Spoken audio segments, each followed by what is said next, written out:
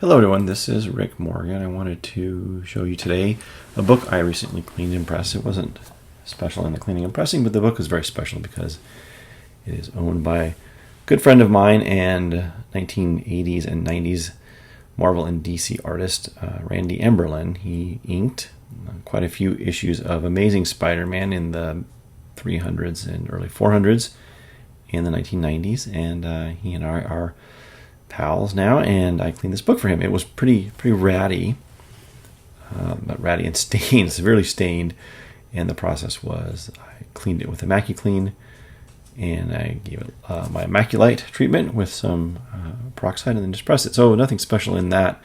I was sorely tempted to remove the cover, but it was very brittle, so I didn't want to do that. And it's a special and a fun book, so I wanted to do this for him. Here's an image of the before image of the book, and I'll show you what I did and then show you before and after pictures at the very end. I hope you enjoy the video. Take care.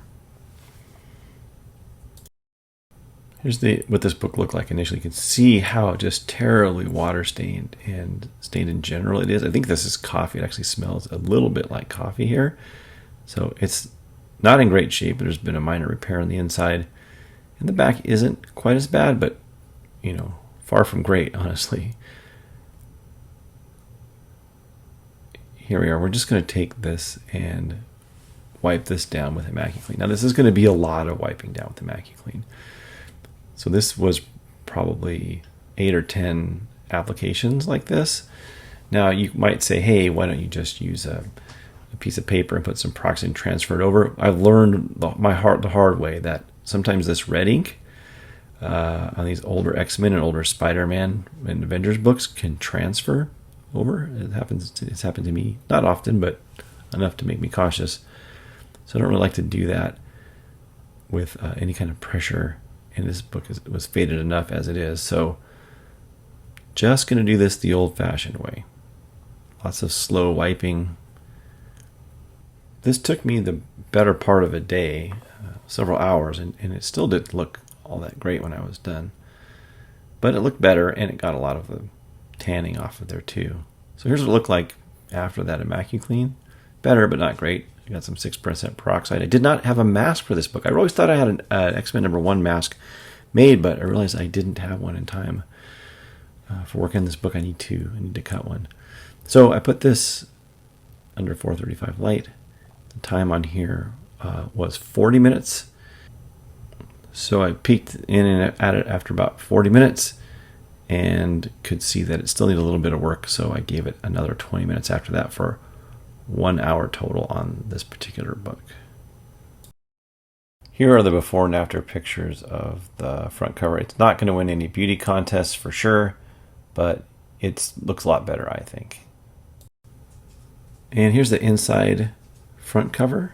You can see there's a little tape. I did not remove that tape because it was actually doing kind of a good job. And this is the back cover. You can see the before and after photos here. So, not perfect, but a lot better, I think. And here's good old Randy Emberlin with his copy of X-Men #1.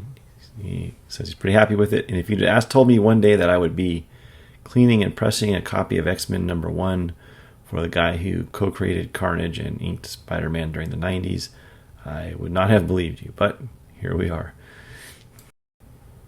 So I hope you enjoyed this video, and one thing I should point out is that there was a little bit of lightening of some of the reds, and especially Magneto's helmet in the title. Had I used a mask, that wouldn't have happened. I didn't have a mask for X-Men #1, and you can see some of my other videos if you want to know what a mask is. It's just a piece of plastic or cut paper that precisely cut it, put over the sensitive areas of a book. However, this book was stained so heavily through the red parts that it would have looked really weird to not have those parts clean. So overall, I think it's sort of worth the sacrifice in this case.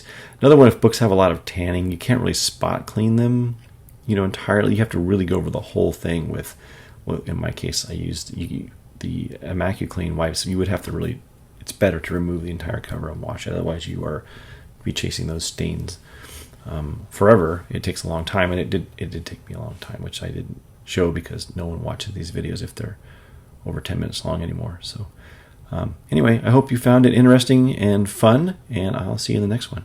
Take care. Bye-bye.